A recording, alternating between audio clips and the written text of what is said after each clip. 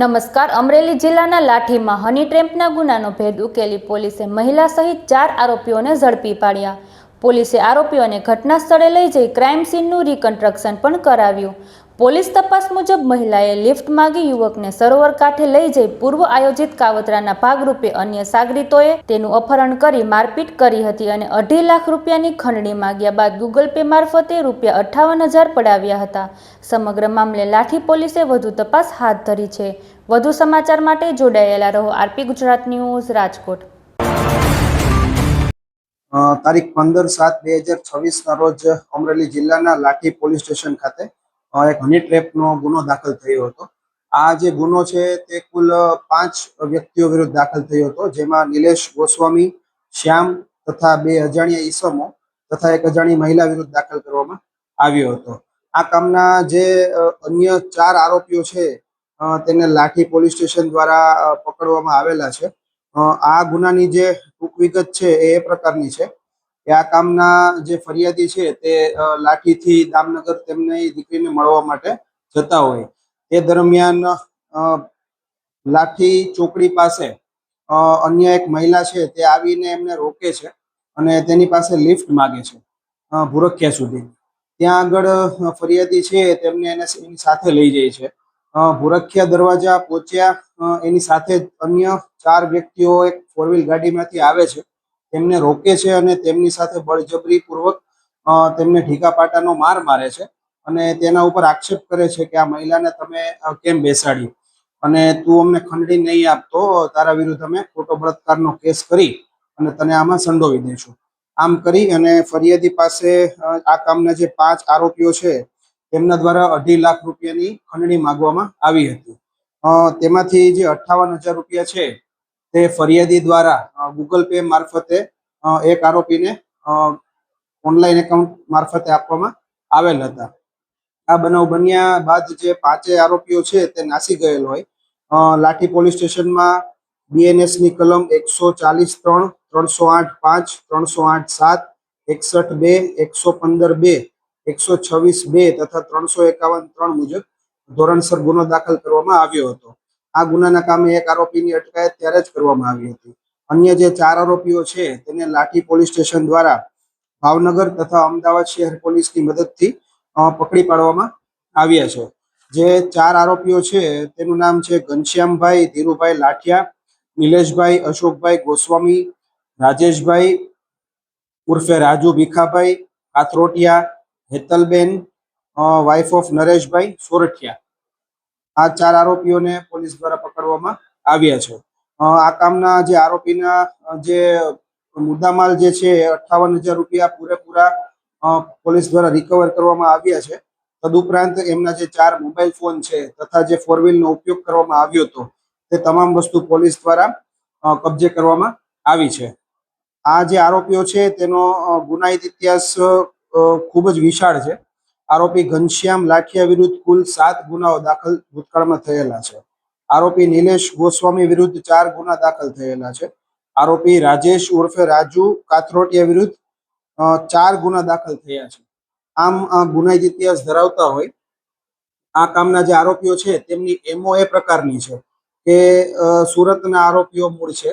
એ લોકો મહિલાઓને સંપર્ક કરી અને અલગ અલગ જગ્યાએ આવી રીતે હની ટ્રેપ કરવા માટે તેમને સહમતિ લઈ અને આવી રીતે અલગ અલગ ફરિયાદીઓને હની ટ્રેપ કરતા રહે છે અને આમના વિરુદ્ધ ખૂબ જ ગંભીર ગુનાઓ દાખલ થયેલા છે. આગળની તપાસ છે હાલ ચાલુ છે.